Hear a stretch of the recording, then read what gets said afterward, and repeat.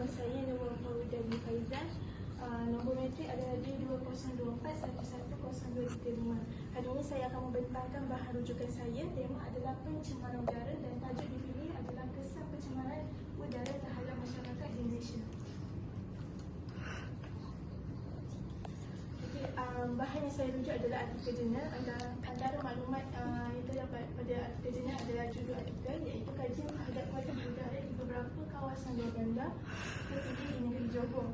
Nama pengarang terdapat 5 orang: Hayati Syafi'i, Nursyid Miskam, Azina Yasin, Sautawi dan Sharifah Maryam Syarif Musa. Pada bahagian atas di sebelah kanan terdapat maklumat juga, iaitu nama jurnal, iaitu Journal of Tourism, Hospitality and Environment Management, jilid ataupun volume 4, bilangan ataupun nombor atau isu adalah 17. Tahun artikel jurnal ini diterbitkan adalah pada tahun 2019 dan jurnal ini mempunyai sebanyak 11 hingga 27 muka surat. Seterusnya kita beralih kepada analisis kekuatan dan kelemahan bahan. Antara kekuatannya adalah topik yang relevan dan signifikan, di mana bahan ini telah mengetengahkan isu kualiti udara di beberapa kawasan luar bandar yang sangat relevan dengan konteks semasa di Malaysia dan juga tajuk yang dipilih.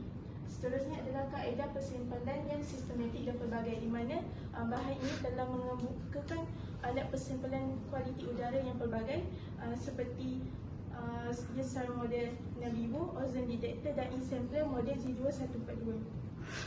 Seterusnya adalah sumbangan praktikal kepada masyarakat dan pihak berkuasa, di mana bahan ini memberi panduan kepada masyarakat dan pihak berkepentingan seperti Jabatan Alam Sekitar dan Kerajaan Tempatan dalam merancang pembangunan luar bandar yang lebih lestari dan memelihara lagi kualiti udara.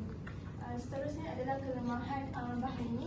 Yang pertama adalah kurang penekanan terhadap analisis langkah ataupun cara mengatasi, di mana bahan ini hanya memfokuskan kepada punca dan kesannya sahaja.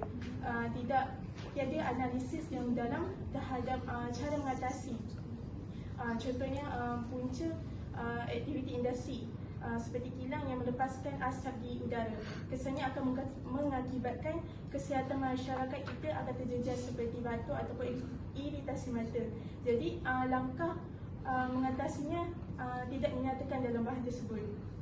Seterusnya adalah ketiadaan pendekatan kualitatif, hanya menggunakan pendekatan kuantitatif. Seterusnya adalah tidak menerapkan suara penduduk setempat secara langsung, di mana bahan ini tidak mengemukakan suara penduduk setempat berkenaan isu kualiti udara. Seterusnya, secara keseluruhannya bahan ini sesuai dijadikan sebagai rujukan kepada mahasiswa atau mahasiswi dalam menghasilkan atau menyiapkan tugasan seperti portfolio dan penulisan ilmiah berkaitan dengan isu pencemaran udara.